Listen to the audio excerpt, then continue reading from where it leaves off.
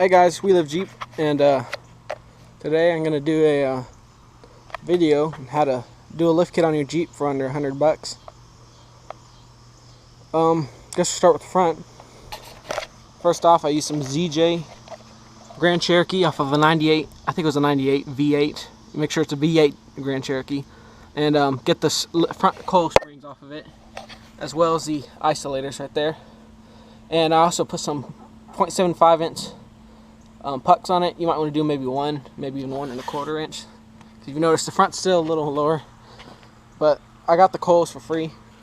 But you can probably get this at the junkyard. I got it from pool. You can get them from Pool Park probably for like, I'd say $20 probably. And then the spacers that just comes with it. And then you want to get some whatever size pucks you want on top of those spacers. So you got the original Jeep XJ isolators. Then I put the pucks in there. This is a 0.75 inch puck. I would recommend doing maybe a 1, maybe 1 1/4 inch puck. And then the ZJ isolator and the ZJ springs. So that's probably 30 or $40 right there. And I'm using stock shocks, and they still have a bit of travel left in them, so I'm not having any problems with that. Stock sway bars, stock everything else. And that's basically all I did for the front. For the rear, I got some springs off of a 99 S10.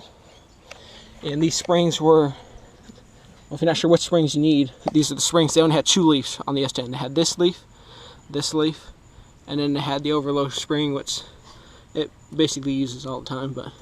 And then you put your XJ main leaf on it. And you want to cut the eye bolts off the S10 leaves at the correct length.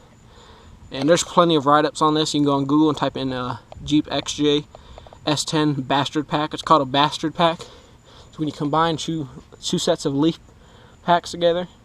And I got mine off of a 99 S10. But there's several years you can get it off to. I think the 99, whatever era that body style S10, I think it ended somewhere in the early 2000s. I think that's the last era of S10 that you can get these leaf packs off of. But it goes back as far as the 80s that you can get them off of. There's some different ones. Some of them have 2 leaves, some of them have 3 leaves, some of them have 4 leaves.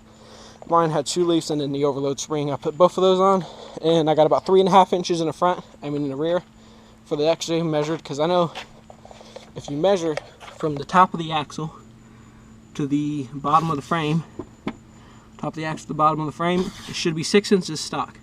Mine is about 9.5 now, so 3.5 inch lift in the rear, and in the front, as you can see, it's a little bit lower in the front, so I'm going to guess I got about 3, maybe 2.5 inch in the front.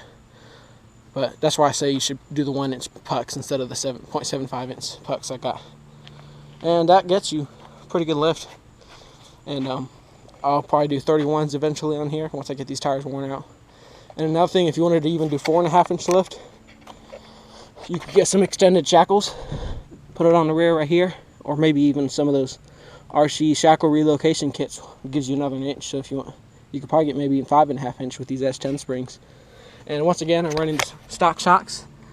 And for the front, if you want to do 4.5 inch, you could do the ZJ springs and maybe some 2 inch pucks or spacers, or even just get new coils, some 4.5 inch coils, and that would ride them a bunch better as well.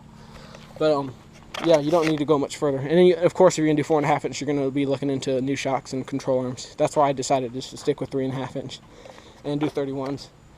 So that's about it. I've probably got, the way I got it, I got the pucks for $15 off a guy on Craigslist.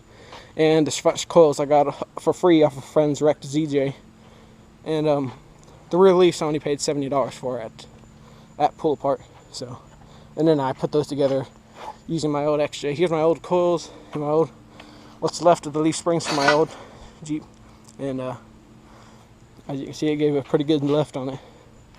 So there you go. It's probably about $100 a total I spent in it, but it was the $15 for the spacers and $70 for that. So, but you'll probably spend a little more since unless you got a guy who give you the coils for free. But you'll probably have to buy the coils, I'm guessing. Anyways, that's about 3.5 inch lift. It definitely rides a lot better than stock I'd say, even though it's lifted. I was worried that this leaf pack would be a little firm, being that it's from a S10, and that I got the overload spring on there. If you look, the overload spring's already being used, even though there's not much weight on it. But it's just barely. I mean, you can still slide the pad. It looks like it's weight on it, but it don't have weight on it yet. If I put any weight on it, it will. But it's a little firm, but I like it. It rides good. The front coils are the same way. They're a little bit firm, but I like it. Definitely not as firm as my friend's trucks, F250s and whatnot. And rides good on the road, a lot more stable on the highway, going faster speeds and off-road, so I'd recommend it. So cheap lift, good quality, rides smooth, and there you go. Thanks for watching. Subscribe for more videos.